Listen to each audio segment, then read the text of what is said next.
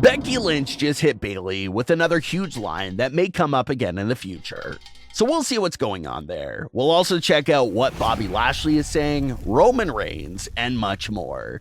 Let's start things off with everything related to Becky Lynch, Bayley, and Damage Control. Over the last few weeks, we've been spending a lot of time discussing the potential routes that Becky Lynch, Lita, and Trish Stratus could be going in for the near future. But we haven't really touched on Bayley and Damage Control in quite some time now, so what could their future look like? Well, let's start off the discussion by going back to what Becky Lynch told Bayley right to her face on the March 27th edition of Raw during Miz TV. Becky Lynch hopped on the mic to tell Bayley that Damage Control hasn't done anything, and it's been the same old stuff ever since they first arrived at SummerSlam. Becky pointed out how Dakota Kai was a multiple-time tag team champion and having great success before Damage Control, but how Dakota is doing nothing now. Becky also pointed out how IYO SKY was looked at as one of the greatest NXT women's champions in history. But look at her now, she's doing nothing. Becky stressed how Bayley hasn't won or accomplished much of anything since the group first arrived at SummerSlam, and how Dakota and IYO are in the same boat ever since losing their tag team titles.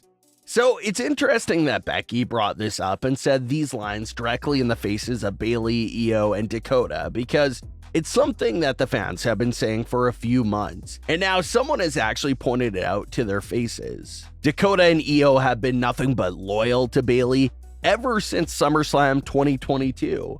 But you gotta wonder if they'll start thinking about what Becky Lynch said and if they'll take that into consideration. Becky's main point that she was trying to get across was that Bayley hasn't been leading Damage Control to anything of actual substance in recent history. And a few months back, Becky did give credit to Dakota and IYO for actually doing work and winning the tag team titles, while Bayley was the one that was holding up her end of the deal.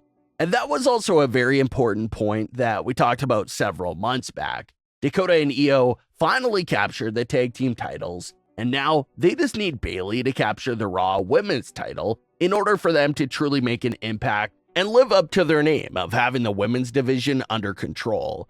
But as we know, Bayley has never been able to get the job done and win the Raw Women's title. Bayley had a very long feud with Bianca Belair that included several matches for the Raw Women's title, and even with the assistance here and there from Damage Control, Bayley couldn't bring home any of those title matches with Bianca Belair. So that was really the first big red flag for Damage Control. Your faction leader is supposed to lead the way, have the championship gold, and be an example for all the other members. Like, look at Roman Reigns and The Bloodline during the peak. Roman had all the championship gold, and it was clear that everything ran through him.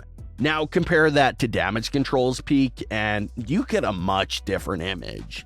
Dakota and IYO had the championship gold, while Bayley had nothing to show the entire time.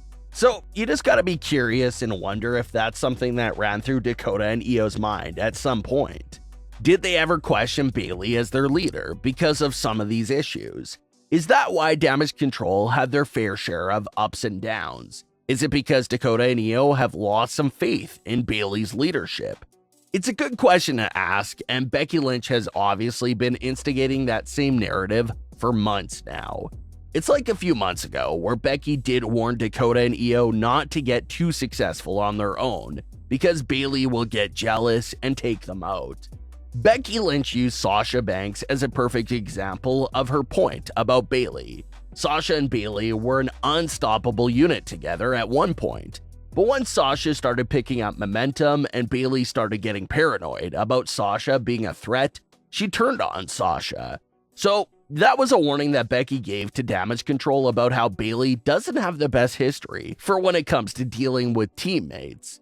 So you have that moment there a few months ago where Becky warned them that Bayley will eventually dispose of them. And now you have this new moment here where Becky is basically telling Dakota and IYO that Bayley is holding them back and how they would probably go back to having great success again if they left her side. So now that Becky has planted multiple seeds and reasons for Damage Control to split up, it'll be interesting to see if any one of those reasons pop back up in the future. As far as how the split up may go down, it may turn out to be the opposite of what we saw with Sasha and Bayley. In that story, Bayley was suspicious and paranoid about Sasha's true intentions, so she jumped the gun and attacked Sasha first. But telling how Dakota and IYO would have the numbers advantage over Bayley, it definitely looks like it'll be a situation of Dakota and IYO disposing of Bayley while she begs and pleads with them. Something along those lines definitely seems possible, especially if things Becky pointed out continues to get worse for the group. So keep an eye out for Damage Control, because if they continue to suffer big losses, trouble could be on the horizon for them. Roman Reigns and the Bloodline were completely unstoppable at their peak. Their unity, chemistry, and their massive amount of numbers, just overall manpower that they had, is just impossible for any other faction in WWE to match.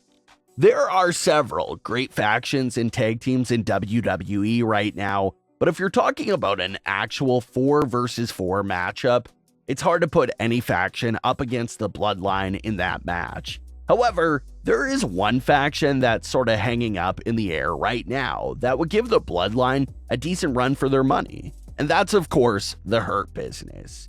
Bobby Lashley recently spoke with Denise Salcedo and shared his thoughts on the idea of seeing the Bloodline versus the Hurt Business one day. He had this to say, quote, "Roman's on top of the business. He's been doing everything, and now he has backup, which makes him even more dangerous. I'd like to be able to do a program with him at some time. I think the Hurt Business and the Bloodline would be a good little feud to have, and hopefully we can get the Hurt Business back together. If we do that, put it against the Bloodline, and let's see who's better," end quote.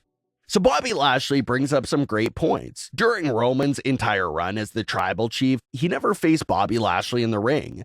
The closest we ever got was 2021, where everyone thought we would see Roman Reigns versus Bobby Lashley in the traditional champion versus champion match at Survivor Series. But that match was changed to Big E versus Roman after Big E successfully cashed in his Money in the Bank. So to see that program as Reigns versus Lashley, or even on a much bigger scale of the Bloodline versus the Hurt Business, would be just amazing to watch unfold. The Hurt Business would really bring the biggest threat that the Bloodline has faced during this entire run. Roman and Lashley would match up, maybe Omos and Solo Sikoa, and the Usos matched up with Shelton Benjamin and Cedric Alexander. It's all nearly fair matchups across the board there between both factions. So it would be interesting to see if this does ever happen. But what are your thoughts on today's stories? Leave your comments below. Don't forget to subscribe with all notifications on, and leave a like if you enjoyed. Thanks for watching, guys.